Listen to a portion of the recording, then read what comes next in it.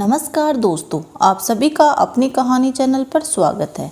दोस्तों, आज हम इस वीडियो में सुनेंगे देवउठनी एकादशी व्रत की कथा। आज हम इस वीडियो में 2 कथाएं सुनेंगे।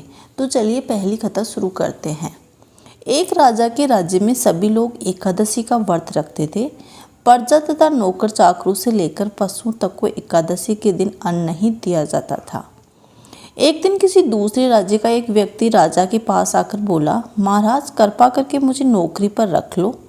तब राजा ने उसके सामने एक शर्त रखी कि ठीक है, रख लेते हैं, किंतु रोज़ तुम्हें खाने के लिए सब कुछ मिलेगा, पर एकादशी पर अन्न नहीं मिलेगा।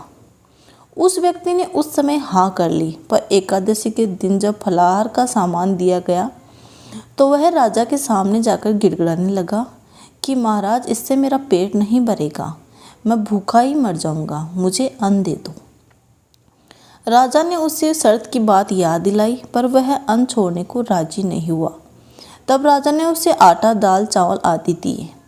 वह नित्य की तरह नदी पर पहुंचा, स्नान कर भोजन पकाने लगा। अब भोजन बन गया तो भगवान को बुलाने लगा, आओ भगवान, भोजन तैयार है।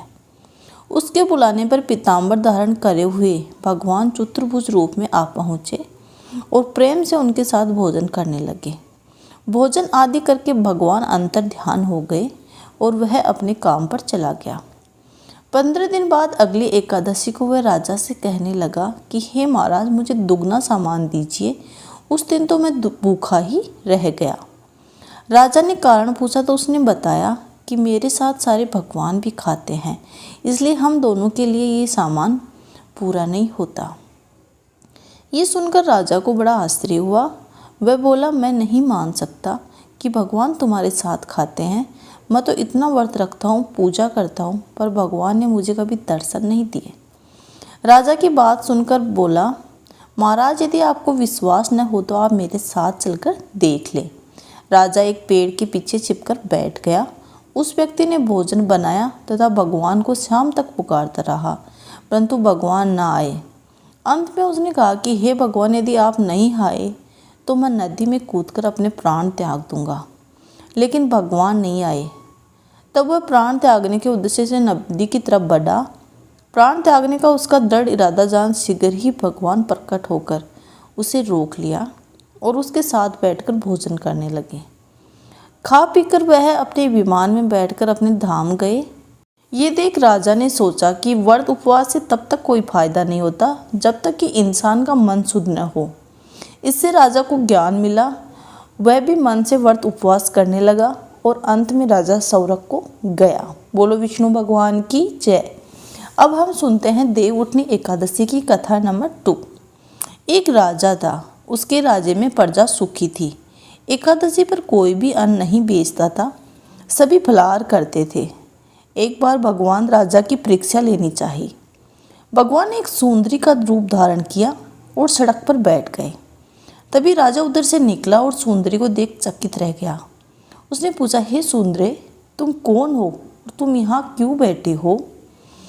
तब बहुत सुंदर स्त्री बने भगवान बोले, मैं निराश्रिता हूँ, नगर में मेरा कोई जाना पहचाना नहीं है, मैं किससे सहायता मांगूं? राजा उसके रूप पर मोहित हो गया था। वह बोला, तुम मेरे साथ मेरे महल में चलकर मेरी रानी बनकर रहो।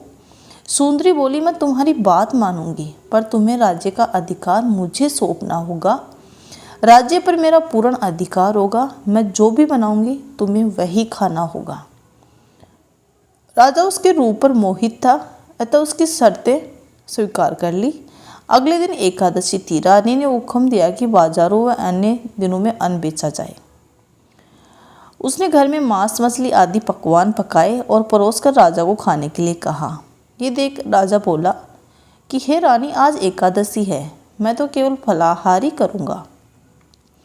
तब रानी ने शर्त याद दिलाई और बोली, या तो खाना खाओ, नहीं तो मैं बड़े राजकुमार का सिर काट दूंगी।